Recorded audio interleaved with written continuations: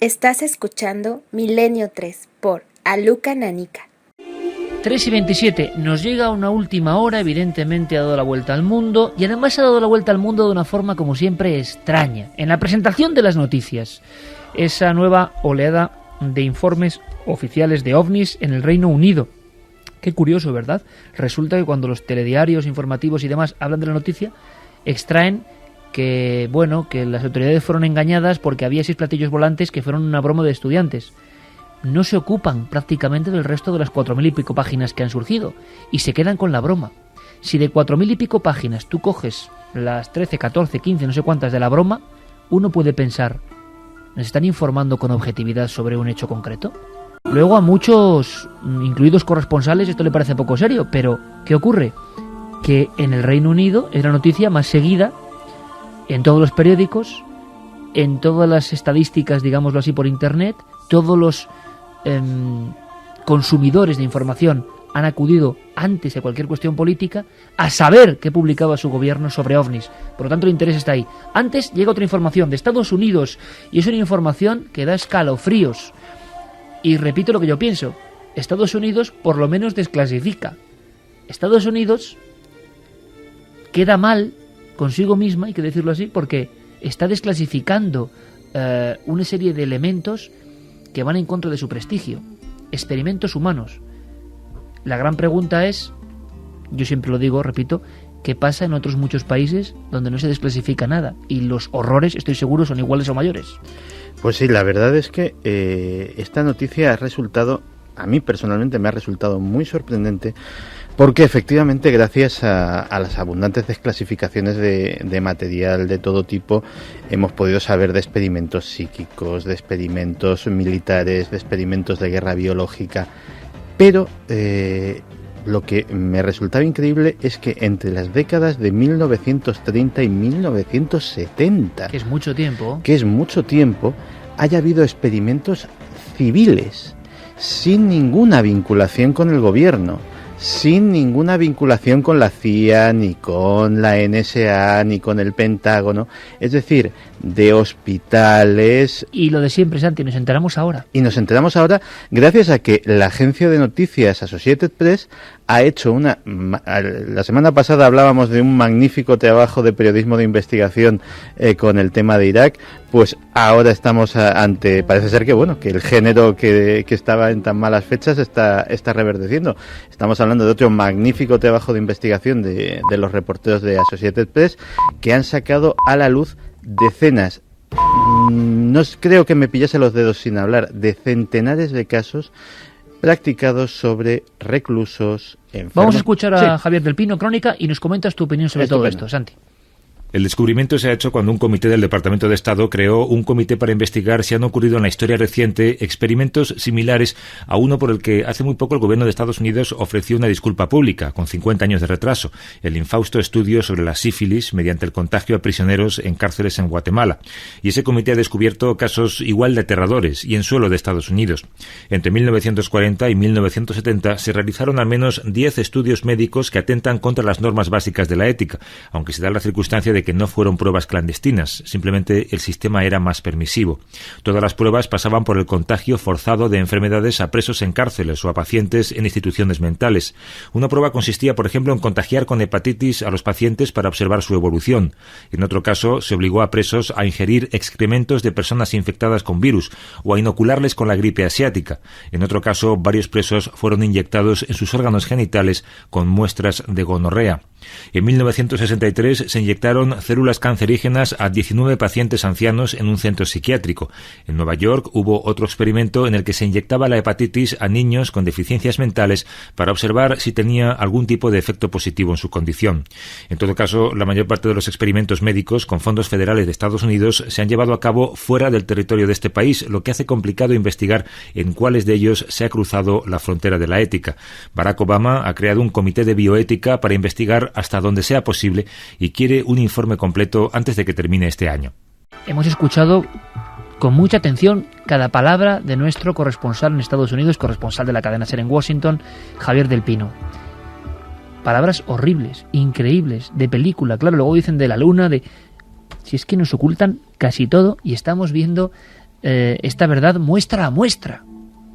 Experimentos con seres humanos, por cierto, no solo presos o deficientes mentales, que hay personas que pueden decir, bueno, es como otra categoría, no estamos muy de acuerdo, pero niños con deficiencia como cobayas humanos.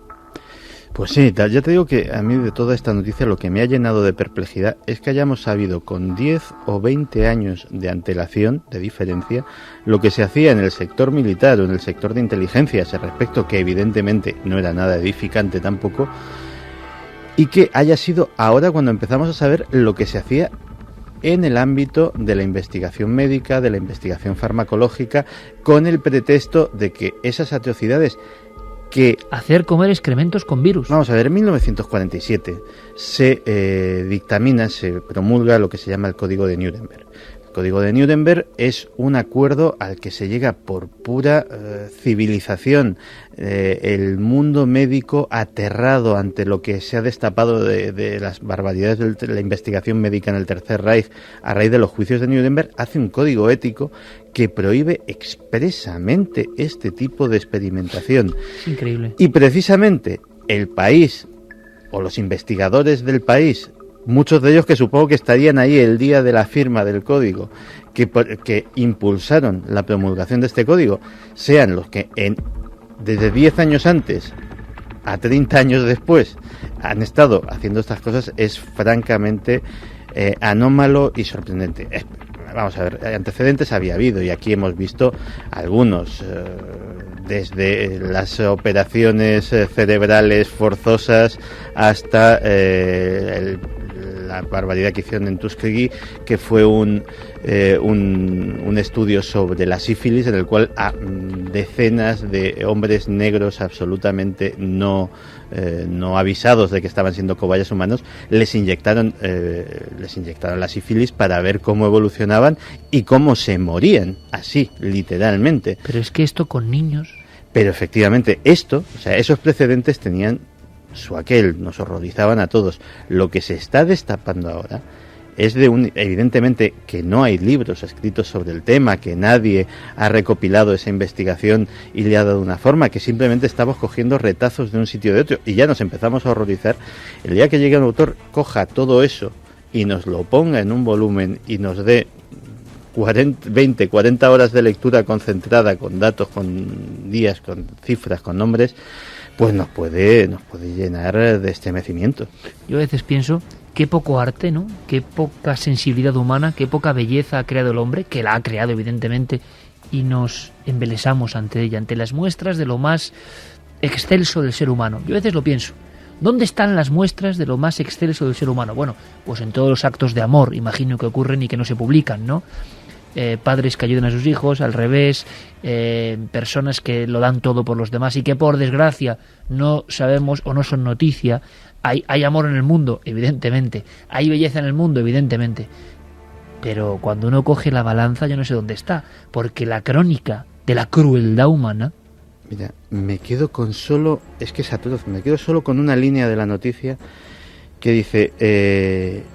En 1973, los representantes de la industria farmacéutica admitieron que usaron presos para las pruebas porque eran más económicos que los chimpancés. A veces pienso en las maniobras de alienación del gran público. Estamos viviendo en una época, en mi opinión, de alienación total.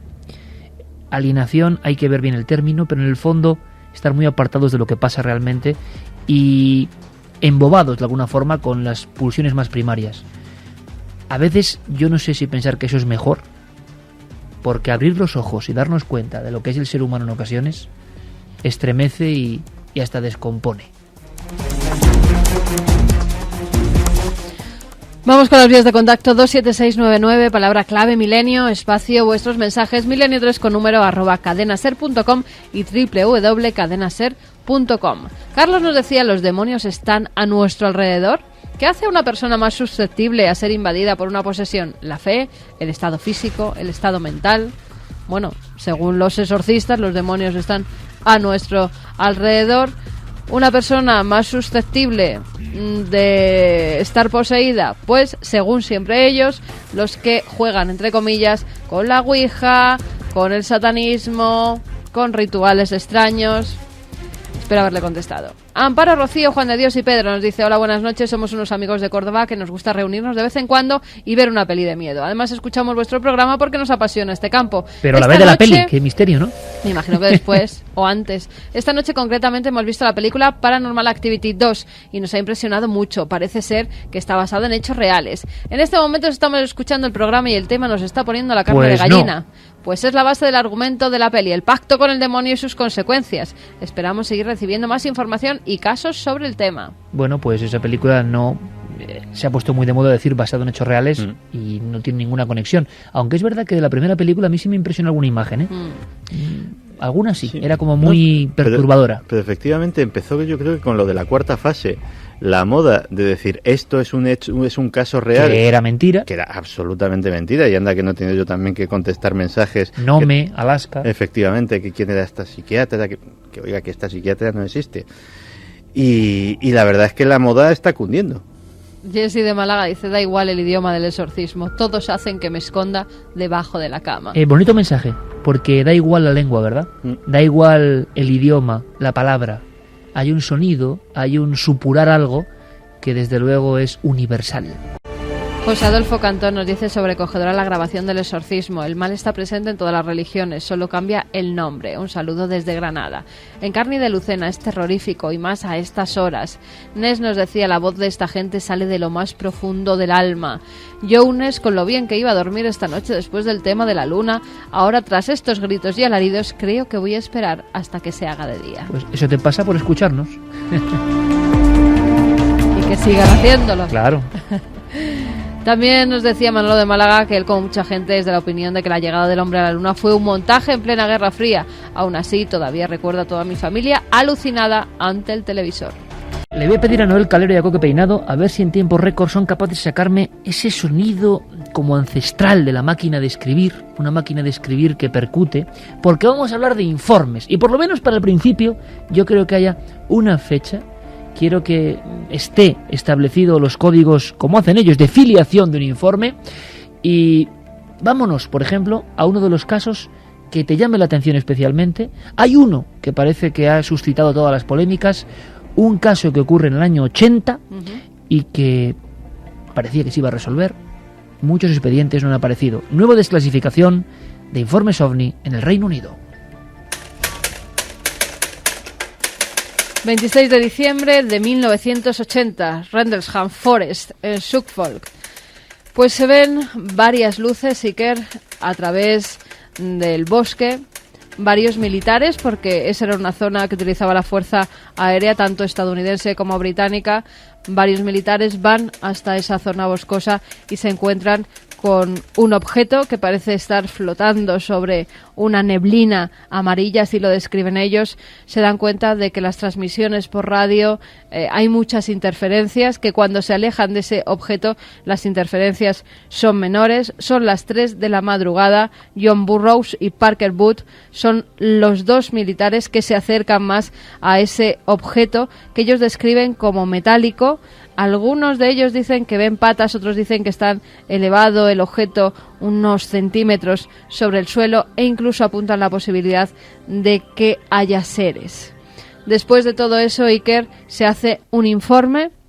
Ese informe incluso hay retransmisiones grabadas, porque al día siguiente, cuando van a la zona boscosa donde habían visto el objeto, se dan cuenta de que hay huellas, que hay una especie de huella que ha dejado triangular. Los árboles de la zona están quemados y parece ser que algo aterrizó allí aquella noche. ¿Se esperaba una solución? ¿Se esperaban más datos? ¿Qué se esperaba? Se esperaba que dijeran algo, por lo menos se esperaba una investigación. Por parte de los Estados Unidos la hubo y con los años se desclasificó la conversación que se mantenía y lo que se decía al estar enfrente de las huellas. Pues se hacía la inspección diciendo que habían visto tales huellas, que había quemados tales árboles en un área de tantos metros. Eso sí que se desclasificó en Estados Unidos, pero la verdadera investigación, que tuvo que ser por parte del gobierno británico, hoy en día, que se han desclasificado más de 8.500 folios sobre objetos volantes no identificados, todo el mundo esperaba la desclasificación de este caso y no ha ocurrido. La respuesta, pues como todo, muy confusa. Que los documentos se han destruido, no saben cuándo, ni por qué, ni quién. Santi, no hay respuesta sobre el caso más famoso en la historia del Reino Unido. El Roswell inglés, como decía, ¿no? No, es posiblemente un caso en impacto similar al de Roswell, aunque no en impacto mediático.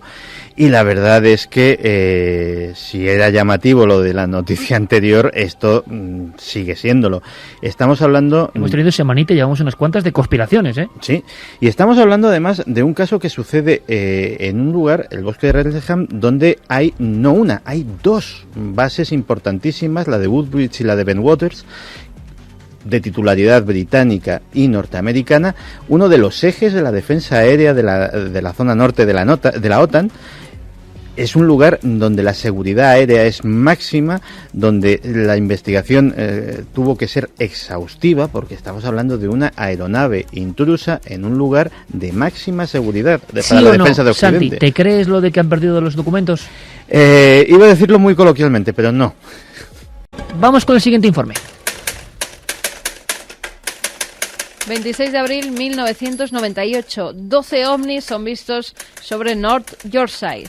Cambiaban de forma en el aire, según los testigos. Había mucha gente, incluso llegaron a hacer fotografías, y todo queda en que la información que se da es que puede ser un experimento militar. Eso lo dicen los propios militares británicos y no lo saben, también es misterioso. Luego hay cosas curiosas, igual que en España teníamos la IG-45, que es eso que a un testigo ovni se le hacía una serie de preguntas. Pues aquí también la tenemos.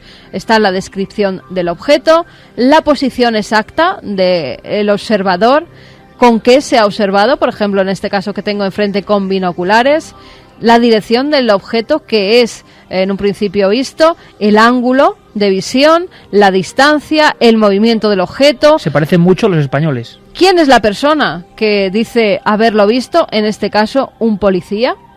Con lo cual se recoge hay cientos de estos folios que la gente ha rellenado, que los propios testigos han tenido que poner el día, sus firmas, sus nombres. Los nombres están borrados en todos los documentos Iker, pero también se recogen muchas cartas. Por ejemplo, la carta de un ciudadano que se dirige a Mr. Blair, preguntándole y diciéndole que él está muy interesado en los fenómenos paranormales, que colecciona diferentes vídeos sobre ovnis y que tiene, por ejemplo, algunos de ellos sobre Edward Hall, Ronald Reagan, el Apolo 14, Edgar Mitchell, y le pregunta que cuál es su opinión sobre esos objetos voladores. Ni más ni menos que el primer ministro en aquel momento. Sí, pero todas tienen que ser contestadas, y todas contestan. Además vienen las cartas con muchas gracias por habernos escrito, intentaremos contestar a su pregunta. Hay una cosa muy curiosa, que toda la correspondencia que cualquier investigador remite al Ministerio del Aire británico queda registrada. Es decir, pasa también en los informes españoles. Entre la información no son casos lo que aparece, desde luego, son también las correspondientes quejas, preguntas de algunos investigadores, algunos muy insistentes, hay que decirlo, y han quedado ahí, ¿no? Uh-huh. Incluso está la historia de un investigador español, Joan Plana, preguntando sobre el caso de Talavera la Real, y preguntó tanto que la propia Guardia Civil, vamos a decirlo así, que se lo tomó a mal y, bueno, le investigaron, o eso quedó así en los informes. En los informes también se pueden ver recortes de periódicos. Por ejemplo, pone UFO Mystery Did Detect Call. Esto es una publicación del 21 de julio de 1993. Peter Gregory asegura que vio una luz muy grande sobre Somersby. Se ve una filmación que él mismo graba, una especie de luz que hacía movimientos imposibles. El Bufora, porque también recogen esas informaciones que mandan algunos grupos que se dedican a estudiar fenómenos ovni. Bufora, 4 de marzo del 98. Aseguran que más de 30 testigos ven un objeto con forma triangular en Mansfield y en Derbyshire. Luces azules, luces blancas. Se reflejaban algunas de esas luces en las nubes. No había sonidos. Y preguntan a esas fuerzas aéreas si les pueden decir si algún radar de la zona ha detectado esas luces, para confirmar a los testigos, que lo que estaban viendo... Los testigos se ponen en contacto con bases aéreas y... Exactamente. Y dicen que no, que en los radares no se ha registrado absolutamente nada, que no saben lo que podía ser. ¿Algo más interesante de esta nueva jornada de desclasificación que te llame la atención? Pues de todo, el misterio del objeto en el cielo, un objeto captado en el radar de la Real Fuerza Aérea de Escocia. Se preguntan si podía ser un globo sonda. Pero la sensación es de muchísimos casos, muchos más casos de los que salen en la prensa. Muchos casos. O sea, como si la realidad ovni durante los años 90, por ejemplo, que parecía oficialmente abotargada por completo, en el trasfondo estaban ocurriendo casos, peticiones al ejército, investigaciones. Pero es lo que te he dicho muchas veces, es lo que he mencionado en este micrófono. Es que da esa sensación porque los medios de comunicación no se ocupan de ello, no como lo hacían en la década de los 70 o a principios de la década de los 80, pero la casuística sigue ahí. Prácticamente todas las semanas suceden cosas. Yo he visto en los informativos que en España, han dado esta noticia, porque claro, es que todo el mundo repica lo mismo y punto, y no se ven ni los informes. Bueno, hasta hubo una broma sobre Edgar Mitchell y lo que opina declaraciones sobre los objetos volantes no identificados, y además asegura que lo de Roswell fue cierto, que es verdad, que él ha visto pruebas físicas que le llevan a opinar que es verdad y que los extraterrestres nos están visitando desde hace años en la Tierra. ¿Me quieres decir que hay unos oficiales británicos, militares, con su aporte, me imagino, que están seleccionando de la prensa todo lo que se publica que les interesa? Por ejemplo, declaraciones de Edgar Mitchell. Eso es ¿Sabes curioso. por qué? Porque Edgar Mitchell dice que todos los gobiernos guardan información sobre objetos volantes no identificados, entre ellos el gobierno británico. Y entonces por el eso gobierno lo guardan. británico coge y lo pone ahí en un paperclip, ¿no? Y lo mete en su archivo secreto hasta ahora. Sí. Además, fíjate, hay una estadística, ellos hacen cada año, la Fuerza Aérea, la serie de avistamientos que ha habido en esos años. Y nos encontramos con folios que nos dicen desde el año 58 hasta el año 1998, que es cuando paran los avistamientos que ha habido en esos años. El mayor número de avistamientos, si no recuerdo mal, eran unos 638 en el año 80-81. Dos cosas que no entiendo. ¿Cómo es posible, por lo tanto, que a nivel oficial la financiación de investigación OVNI, vemos dibujos de testigos, naves con extraños signos, patas, dibujos que han llegado al ejército? Incluso un objeto volante completamente redondo, con 4 patas y algo inexplicable. Parece que tiene esas llaves de la vida egipcias alrededor de la ese anca objeto. egipcia puesta ahí. Había una noticia muy interesante, Carmen, también entre el taco que tienes ahí de Sí. las cosas desclasificadas. Había una noticia sobre un bebé alienígena que además parecía que había crecido más de lo normal, Sí. estaba cuidado por una nurse, O sea, en Nuevo México escondido, claro. en una base militar. Es Tremendo. que fíjate si llegaban a ser minuciosos, que cogían todo lo que tuviera referencias con ovnis de sitios como el Weekly World News, o sea, que Sí, aquí sí, salió como bizarro. Noticias del Mundo, que era una publicación que yo adoraba cuando era estudiante Sí, yo también. universitario. Y Era lo mezclando, mejor de los lunes de la mezclando cafetería. todo eso con información real. Sí, Space Alien Baby. Decían un niño venido del espacio, un objeto volante que se estrelló y vivió un alienígena. O sea, un cosas bebé alienígena que estaba muy dentro de él. difíciles de creer junto a elementos Y las del fotografías, que ejército. todavía es peor, que se vea un extraño ser como siendo acunado por una militar. Hombre, o nos una quedamos con la enfermera. información seria que existe en todo esto, desde luego. Nos quedamos con los casos de un montón de testigos, de personas que acuden e interpelan al propio ejército. ¿Y por qué? La gran pregunta es por qué los medios, por ejemplo, repito, en España, sacan esta noticia: desclasificación militar en el Reino Unido. Lo sacan todos, eso desde luego, porque luego es la noticia más seguida en los periódicos. Pero no, casos como de broma, maquetas que lanzaron unos estudiantes. ¿Por qué ninguno saca simplemente algunos de los casos que Hay hemos contado muchos, aquí? sí, muy interesantes, y la gente que esté interesada en el estudio del fenómeno OVNI tienen un mes para bajarse todos estos documentos que están en PDF, lo pueden guardar en el ordenador, pero simplemente un mes, o sea, lo dejan colgado ahí en la Fuerza Aérea Británica, tienen todos los archivos para bajarse y durante un mes pueden ser consultados. Miles de hojas 8.500 folios. y de información. Gran parte de ellos están aquí. Nuestro compañero Guillermo León, que en ikerjiménez.com ya está poniendo todos los elementos para que cada uno pueda observar los informes. Saludamos también toda su labor en Twitter, en Facebook, por supuesto, donde un montón de gente se incorpora cada semana, somos muchos miles ya. Bueno, pues intercambiando información con las noticias que Guillermo pone, con las actualidades de todo este equipo.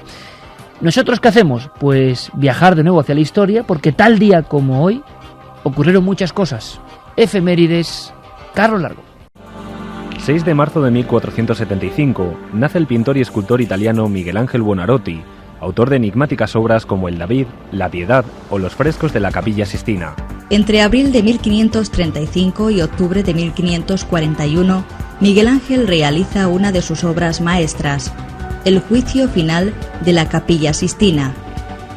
El fresco es de enormes dimensiones e incluye casi 400 figuras, de las que se han identificado aproximadamente 50.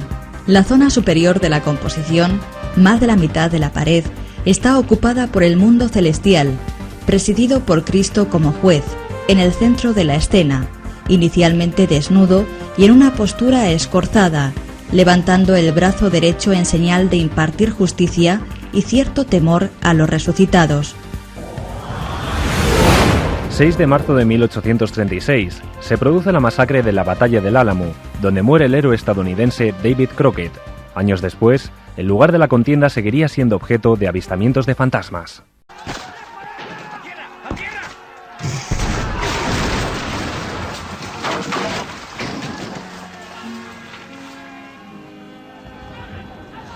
Mikaya. Me han matado, David. 6 de marzo de 1888, periódicos regionales comienzan a hacerse eco del aislamiento duradero de varios pueblos de Asturias y Cantabria. El accidentado suceso fue conocido como la Nevadona del 88. Y las dificultades fueron máximas. La gente padeció, auténticas situaciones de miseria sobrevenida con motivo de la nevada.